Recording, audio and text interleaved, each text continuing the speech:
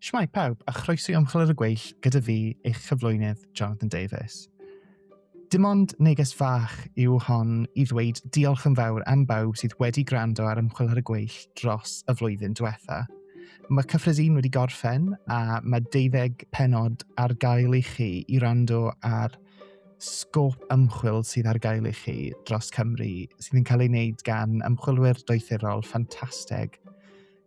Bydd cyfres 2 yn dechrau yn yr Hydref. Bydd y podlediad yn newid tipyn bach ar gyfer cyfres 2. Dyn ni yn mynd i parhau gyda penodau sydd yn trafod ymchwil gydag ymchwilwyr doethurol. Ond ar gyfer yr ail gyfres, byddwn ni yn gynnwys paneli ar themau wahanol gan gynnwys deallusrwydd artiffisial yn y byd academaidd a beth yw rôl y Gymraeg yn y byd academaidd, a hefyd dyn ni'n mynd i cael panel ar swyddi academaidd a sut i dod o hyd i arfer diwedd y PhD. Yn ogystal â hwn, yn yr ail gyfres bydd mwy o gyfle i gwrando ar ymchwil sydd yn cael ei wneud gan bobl yng nghanol ei gyrfaoedd academaidd yn ogystal â pobl doethurol.